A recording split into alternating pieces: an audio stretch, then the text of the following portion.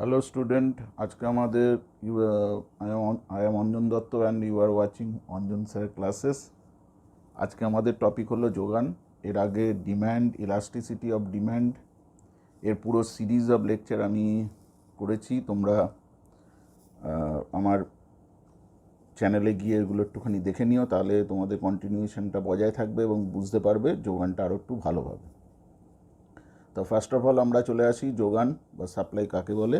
Supply হচ্ছে কোনো একটা যোগানটা সবসময় জেনে রাখবে কাদের তরফ থেকে আসে, সবসময় বিক্রেতাদের তরফ থেকে আসে। ওকে, ডিম্যান্ডটা কাদের তরফ থেকে আসে? ক্রেতাদের। ঠিক আছে, ডিম্যান্ডটা সবসময় কনজিউমারদের তরফ থেকে আসে, আর সাপ্লাইটা আসে সেলার বা প্রডিউসারদের তরফ থেকে। ওকে, তাহলে যোগান বলতে কি বোঝাবো? যে কোনো একটা নির্দিষ্ট দামে কোনো একটা নির্দিষ্ট দ্রব্য কোনো একজন বিক্রেতা যে পরিমাণ বিক্রি করতে রাজি আছে তাকে আমরা বলবো যোগান। ঠিক আছে, তাহলে আমরা এরমভাবে তার ডেফিনেশনটা লিখতে পারি। The amount of a particular commodity, the amount of a particular commodity that a producer or seller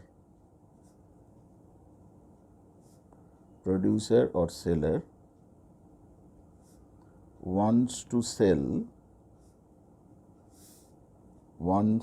sell or willing to sell at a particular price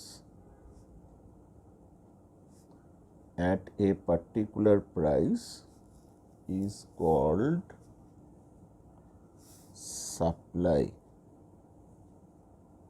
ঠিক আছে, তাহলে আমরা কি লিখলাম? The amount of a particular commodity, কোনো কমোডিটির একটা particular amount that a producer or seller, সেটা একজন বিক্রেতা ওয়ান্টস টু সেল, বিক্রি করতে রাজি আছে, অ্যাট এ পার্টিকুলার প্রাইস, কোনো একটা নির্দিষ্ট দামে, ইজ কল্ড সাপ্লাই। তখন তাকে আমরা কি বলি? যোগান। হলো? আচ্ছা, এবার আমরা নেক্সট আসবো ডিটারমিনেন্টস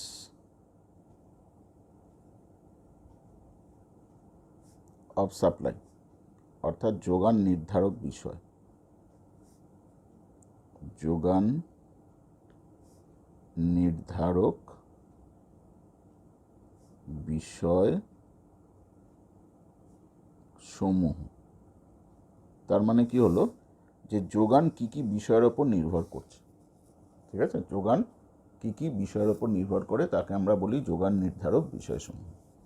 কি কি বিষয়ের ওপর যোগান নির্ভর করে? নাম্বার ওয়ান যেটার উপর নির্ভর করে সেটা হচ্ছে প্রাইস অফ ওন কমোডিটি। বাংলায় বললে কি হবে? নিজ দ্রব্যের দাম। ওকে, এবার নিজ দ্রব্যের দাম বলতে কি বোঝাচ্ছে? ধরে নাও এক্স দ্রব্যের আমি যোগান মেজার করছি, এক্স দ্রব্যের আমি সাপ্লাই মেজার করছি, তাহলে এক্স দ্রব্যের একটা পার্টিকুলার প্রাইসে সাপ্লাই কত হবে সেটা ওই এক্স কমোডিটির প্রাইসের ওপর ডিপেন্ড করবে। ঠিক আছে, আমরা সাধারণত কি জানি যে যত প্রাইস বাড়ে তত প্রডিউসার তার সাপ্লাই বাড়িয়ে দেয়। ঠিক আছে, তাহলে কোনো একটা পার্টিকুলার কমোডিটির সাপ্লাই কত হবে সেটা ডিপেন্ড করবে ওই পার্টিকুলার কমোডিটির প্রাইস কত তার উপর। তাহলে এটা একটা ফ্যাক্টরস অফ সাপ্লাই।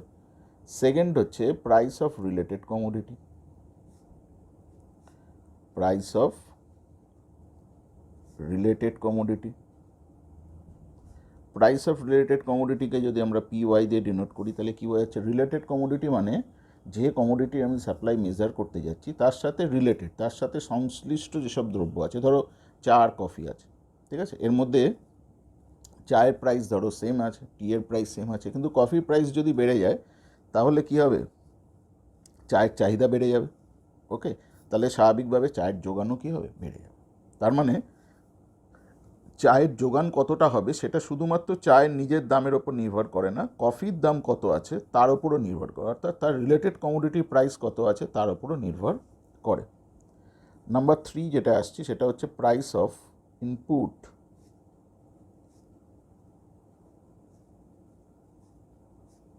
PI, অর্থাৎ ওই কমোডিটিটা তৈরি করার জন্য যে সমস্ত ইনপুটস উপাদান লাগছে বা র মেটেরিয়ালস লাগছে তাদের প্রাইস কত তার উপরও ডিপেন্ড করে ওই কমোডিটির সাপ্লাই। যদি মনে করো প্রাইস অফ ইনপুট অনেক বেশি হয় তাহলে স্বাভাবিকভাবে ওই কমোডিটির প্রাইসও কী হবে, অনেক বেশি হয়ে যাবে। আর আমরা জানি ল অফ ডিম্যান্ড থেকে যে যত কোনো কমোডিটির প্রাইস বেশি হয় তার ডিম্যান্ড কী হয়, তত কমে যায়। তাহলে স্বাভাবিকভাবে সেই কমোডিটির সাপ্লাইও কী হবে, কমে যাবে, কারণ মার্কেটে ডিম্যান্ড নেই।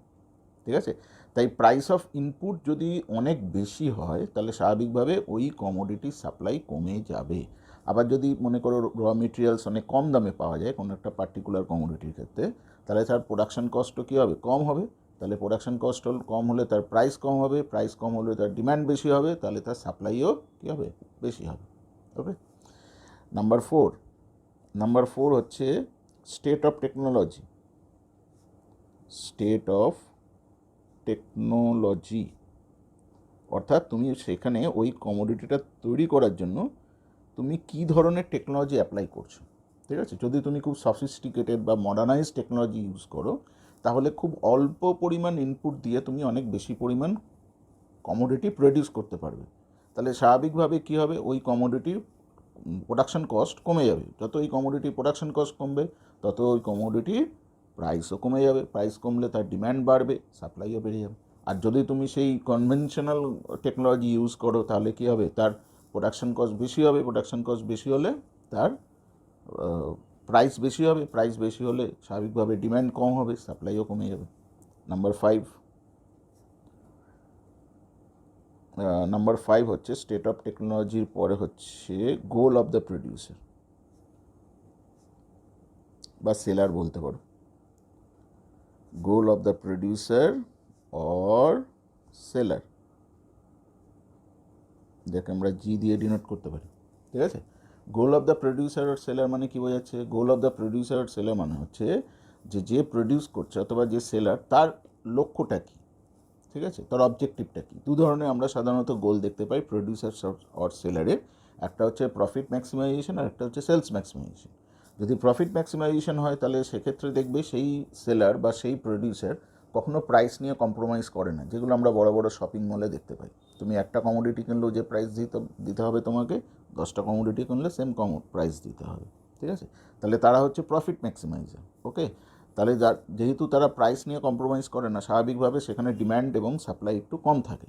কিন্তু উল্টো দিকে তুমি যদি বড় বড় হোলসেল মার্কেটে চলে যাও, সেখানে দেখবে তুমি একটা কমোডিটি নিলে তোমার কাছ থেকে যে প্রাইস নেবে, তুমি যদি বাল্ক অ্যামাউন্টে কমোডিটি নাও তোমার স্বাভাবিকভাবে প্রাইসটা কম পড়বে। তার মানে তাদের প্রাইস নিয়ে তারা কম্প্রোমাইজ করতে রাজি আছে।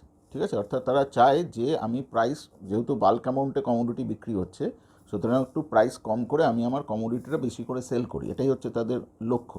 ওকে, তার জন্য তারা হয়ে যাচ্ছে কি সেলস ম্যাক্সিমাইজার। তাহলে সেই স্বাভাবিকভাবে সেই ধরনের প্রডিউসারের ক্ষেত্রে সাপ্লাই কী হবে, বেশি হবে। তাহলে গোল অফ দ্য প্রডিউসার কি, তার উপরও কোনো কমোডিটির সাপ্লাই ডিপেন্ড করে। হয়ে গেল, তাহলে এইগুলো হচ্ছে ডিটারমিনেন্টস বা যোগান নির্ধারক বিষয়সমূহ। এবার আমরা নেক্সট যেটা আসছি সেটা হচ্ছে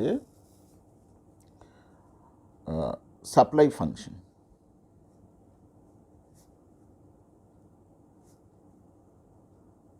যোগান অপেক্ষক।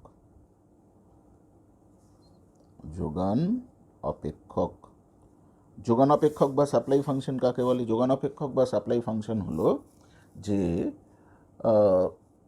এই যে আমরা এই কটা ফ্যাক্টরস দেখলাম সাপ্লাইয়ের, এই ফ্যাক্টরসগুলোর সাথে সাপ্লাইয়ের যে ম্যাথমেটিক্যাল রিলেশন থাকে তাকে আমরা সাপ্লাই ফাংশন বা যোগান অপেক্ষক বলি। তাহলে এটাকে আমরা কীভাবে লিখতে পারি? The mathematical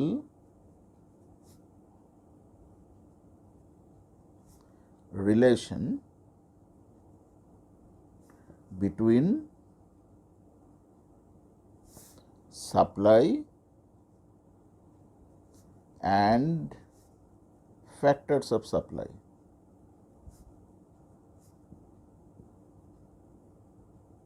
is called supply function. Okay,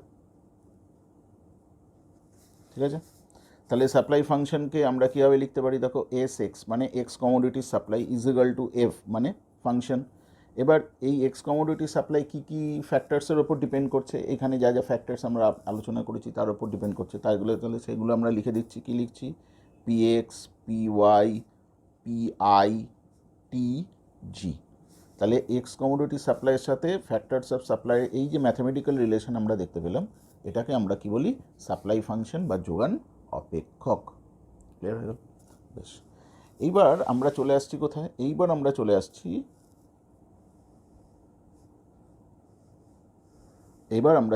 কোথায়? এবার আমরা চলে আসছি হচ্ছে যোগানের সূত্র। ঠিক আছে, তাহলে এবার আমরা লিখছি law of supply. Law of supply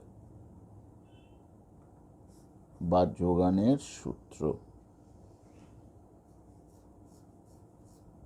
ঠিক আছে, ল অফ সাপ্লাই বা যোগানের সূত্র কাকে বলছে? ল অফ সাপ্লাই বা যোগানের সূত্র হচ্ছে other things remaining constant. Other things remaining constant.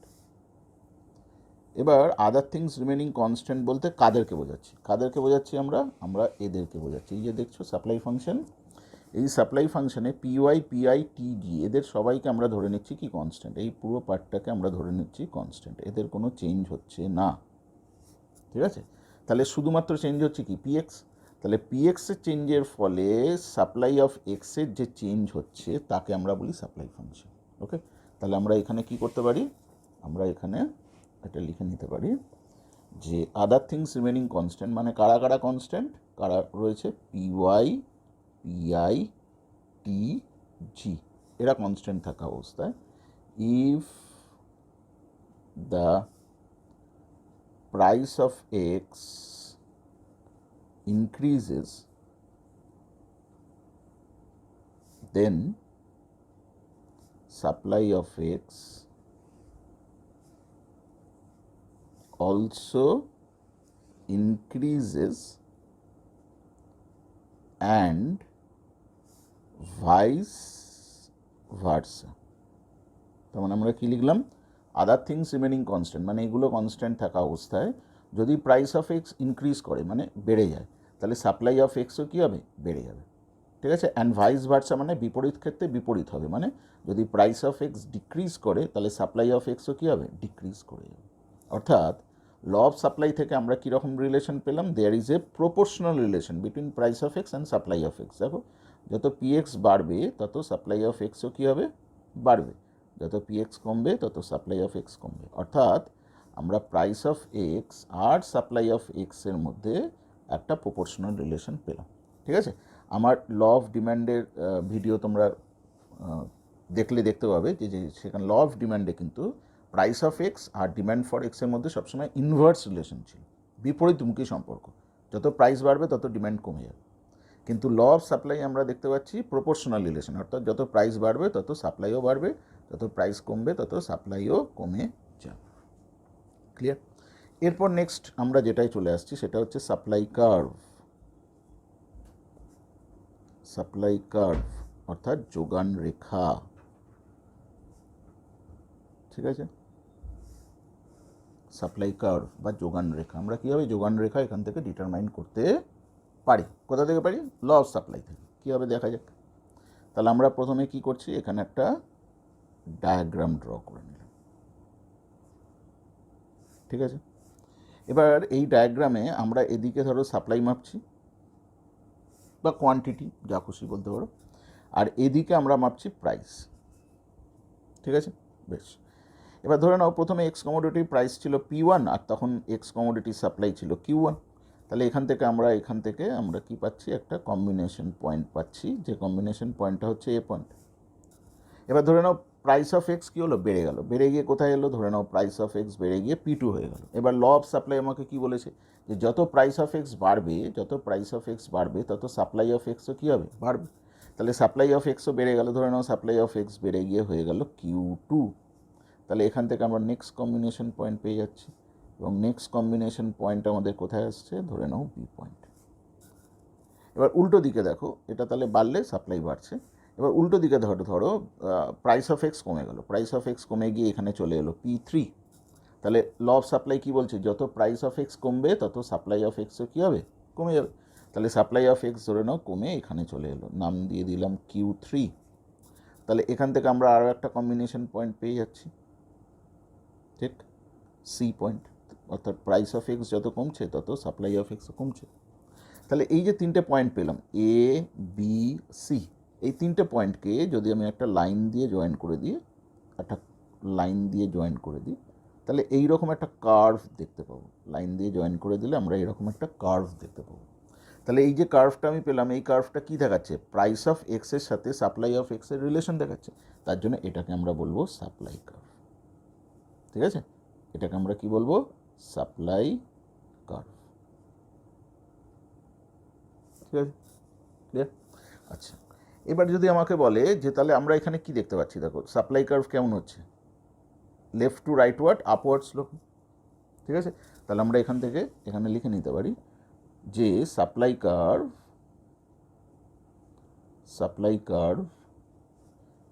Is upward sloping.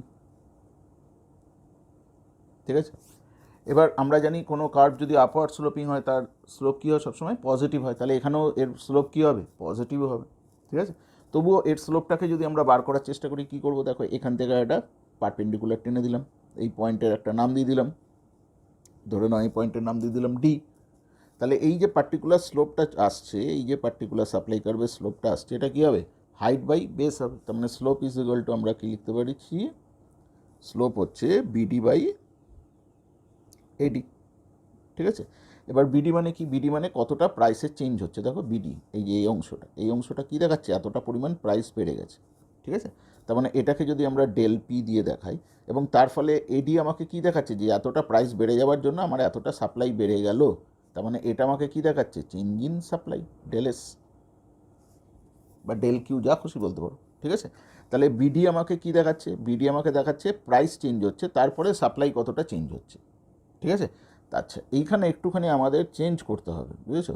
এইখানে অ্যাকচুয়ালি আমাকে নিয়ে আসতে হবে del S by del P. কেন? কারণ প্রাইস চেঞ্জ হলে তার রেসপেক্টে সাপ্লাই চেঞ্জ হয়, সাপ্লাই চেঞ্জ হলে তার রেসপেক্টে প্রাইস চেঞ্জ হয় না। এগুলো মাথায় রাখবে। ঠিক আছে, তাহলে del S by del P. তাহলে আমাকে এখানে ডেল এস, এইটাকে হাইট নিতে হবে, এটাকে বেস নিতে হবে। তার মানে স্লোপটা আমি যেটা এইটা বলছিলাম এটা হবে না, স্লোপটা এইটা আসবে, এইটা। ঠিক আছে, এই অ্যাঙ্গেলটা স্লোপ। তাহলে আমার এটা হাইট আসছে, এটা বেস আসছে। ঠিক আছে, তাহলে আমরা এখানে একটু চেঞ্জ করে নিই। এখানে আমরা হাইটের জায়গায় লিখে নিই এডি, আর বেসের জায়গায় লিখে নিই বিডি। ঠিক আছে, এটা এডি, এটা বিডি। তাহলে del S by del P. এবার দেখো del S by del P আমরা যেটা দেখতে পাচ্ছি, এখানে প্রাইসও বাড়ছে। যে দেখো আমাদের অ্যারোগুলো খেয়াল করো, প্রাইসটা বাড়ছে এবং তার ফলে সাপ্লাইও কী হচ্ছে? বাড়ছে। তার মানে দুটোই পজিটিভ, এটাও পজিটিভ, এটাও পজিটিভ। তাহলে পুরো স্লোপটা কী হয়ে যাচ্ছে? Greater than zero. তার জন্যই বলা হয় যে supply curve is upward sloping. তার মানে এর স্লোপ সবসময় কী হবে? পজিটিভ স্লোপ হবে, পজিটিভ স্লোপ। ঠিক আছে, কিন্তু ডিম্যান্ড কার্ভের ক্ষেত্রে কী হয়? যত প্রাইস বাড়ে তত ডিম্যান্ড কমে, তার জন্য ওটা ডাউনওয়ার্ড স্লোপিং হয়। তার জন্য ওর স্লোপ কী হয়? নেগেটিভ হয়, নেগেটিভ হয়। ঠিক আছে, কিন্তু সাপ্লাই কার্ভের স্লোপ কী হয়? সবসময় পজিটিভ। এটা মাথায় রাখবে। ঠিক আছে, last part, why supply curve is upward sloping. কেন এটা আপওয়ার্ড স্লোপিং হয়? আপওয়ার্ড স্লোপিং এটা কেন হয়? Why supply curve is upward sloping. এটা বাঁ দিক থেকে ডান দিকে ঊর্ধ্বমুখী কেন হচ্ছে? তুমি বলবে স্যার প্রাইস বাড়ছে, সাপ্লাই বাড়ছে, ওর জন্য আপওয়ার্ড স্লোপিং হচ্ছে। এছাড়াও, এটা তো ল অফ সাপ্লাই, এছাড়াও আরও দুটো কারণ আছে। ফার্স্ট কারণ হচ্ছে যে যত প্রাইস বাড়বে, কোনো কমোডিটির প্রাইস যত বাড়বে, তত ওই কমোডিটির থেকে যে প্রফিট আসবে, সেই প্রফিটটা বাড়বে কি কমবে? অবশ্যই বাড়বে। আমরা জানি কোনো কমোডিটির প্রাইস যত বাড়ে, তত ওই কমোডিটির থেকে প্রডিউসারের বেশি প্রফিট হয়। ঠিক আছে, আর যত কোনো কমোডিটির থেকে প্রফিট বাড়বে, প্রডিউসার কী করবে? ওই কমোডিটির সাপ্লাই তত বাড়িয়ে দেবে, কারণ সে চাইবে আরও বেশি। সে প্রত্যেকটা প্রডিউসারের লক্ষ্য কী? প্রফিট ম্যাক্সিমাইজ করা, তাই না? তার মানে যখনই সে দেখবে আমার প্রফিট বাড়ছে, সে সঙ্গে সঙ্গে আরও বেশি বিক্রি করতে চাইবে তার প্রফিটটাকে ম্যাক্সিমাইজ করার জন্য। তাহলে স্বাভাবিকভাবে সাপ্লাইও কী হবে? বাড়বে। ঠিক আছে, তাহলে যত প্রাইস বাড়ছে তত সাপ্লাই বাড়ছে, তার জন্য supply curve is upward sloping. Second point কি? সেকেন্ড পয়েন্ট হচ্ছে যে আমরা কি দেখলাম? যত প্রাইস বাড়ে তত প্রডিউসারের প্রফিট বাড়ছে। ঠিক ঠিক আছে, এবার যে পার্টিকুলার, আমি দেখো এখানে সব জায়গায় ধরে নিয়েছি এক্স কমোডিটি প্রাইস, এক্স কমোডিটির সাপ্লাই। যে পার্টিকুলার কমোডিটির ক্ষেত্রে প্রাইস বাড়ছে, অর্থাৎ এখানে এক্স কমোডিটির প্রাইস বাড়ছে, তার মানে এক্স কমোডিটির প্রফিট বাড়ছে। বাকি কমোডিটির প্রফিট হয়তো সেইভাবে বাড়ছে না, কিন্তু এক্স কমোডিটি প্রফিট বাড়ছে। যখন এক্স কমোডিটি প্রফিট বাড়ছে, যারা এক্স কমোডিটি তৈরি করছিল না, সেই সমস্ত প্রডিউসার দেখছে আরে এক্স কমোডিটি তৈরি করলে তো ভালো প্রফিট আছে, সুতরাং তখন তারা আস্তে আস্তে এক্স কমোডিটি প্রোডাকশন করা শুরু করে দেবে। ঠিক আছে? তাহলে যত প্রাইস এক্স কমোডিটি প্রাইস বাড়বে, এক্স কমোডিটি প্রফিট বাড়বে, তত new farm will enter the market, তত নতুন ফার্ম এই মার্কেটে ঢুকতে থাকবে। এবার এক একটা ফার্মকে এক একটা সাপ্লায়ার, তো তাহলে যত নতুন ফার্ম মার্কেটে ঢুকবে তত তার সাপ্লাই কী হতে থাকবে, তার ফলে ওই কমোডিটি সাপ্লাই কী হবে, বেড়ে যাবে। তাহলে এটাও একটা কারণ যে কারণে প্রাইস বাড়লে সাপ্লাই কী হয়ে যায়, বেড়ে। তাহলে এখানেও দেখো প্রাইস বাড়লে সাপ্লাই বাড়ছে, এখানেও প্রাইস বাড়লে সাপ্লাই বাড়ছে, পজিটিভ রিলেশন। ওই কারণেই সাপ্লাই কার্ভ কী হচ্ছে, আপওয়ার্ড স্লোপিং হচ্ছে। এই কারণেই why supply curve is upward sloping, এর পিছনে এই দুটো কারণ রয়েছে। ক্লিয়ার?